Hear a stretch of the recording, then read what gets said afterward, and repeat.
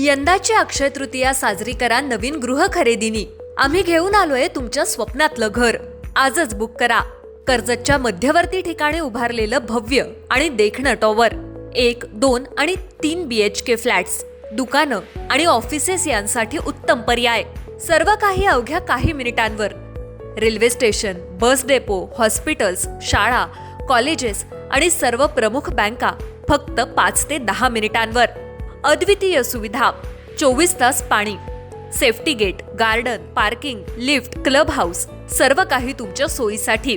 आजच संपर्क करा 8433790025 8433790030।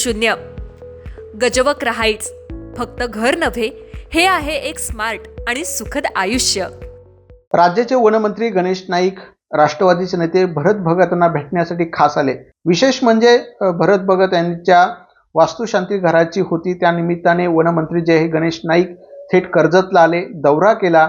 भरत भगत आणि गणेश नाईकांचे राजकीय संबंध होते। गणेश नाईक शिवसेनेत दबदबा होता, शिवसेनेत गणेश नाईक असताना त्यावेळेला भरत भगत हे शिवसेनेत होते, त्यामुळे कर्जत तालुक्यामध्ये भरत भगतांचं नेतृत्व होतं। त्यावेळेला भरत भगतांचा सुद्धा एक आक्रमक चेहरा, दबदबा होता। एकेकाळी भरत भगतांचा आमदारकीपर्यंतचा प्रवास होता आणि त्यांनी सुद्धा निवडणूक लढवलेली आहे। अशा अनुषंगाने जर आपण बघितलं, त्यापासून गणेश नाईकांशी भरत भगतांशी राजकीय आणि घनिष्ठ संबंध होते। भरत भगतांच्या घराचं वास्तुशांती होती, या निमित्ताने भरत भगतांनी वनमंत्री गणेश नाईक यांना निमंत्रण दिलं आणि थेट 35 वर्षापासून गणेश नाईकांशी त्यांचे राजकीय संबंध आहेत। गणेश नाईक हे माणुसकीतले राजकीय नेते आहेत।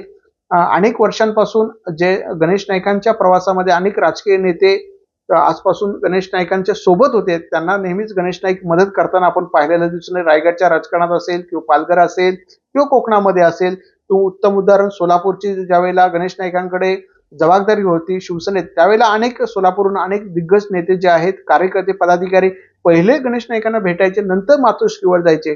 कारण त्यावेळेला अनेक नेते ज्यावेळेला होते, गणेश नाईकांना भेटून त्यांचं दर्शन करून पुढे ते मातोश्रीवर जायचे। कारण गणेश नाईकांकडे गेल्यानंतर गणेश नाईक त्या कार्यकर्त्यांना जेवण, राहण्याची व्यवस्था, त्यांना पैसे सगळी व्यवस्था देण्याचं काम त्यावेळी गणेश नाईक करत होते। गणेश नाईक राजकारणात दिलदार व्यक्तिमत्व म्हणून ओळखले जातात।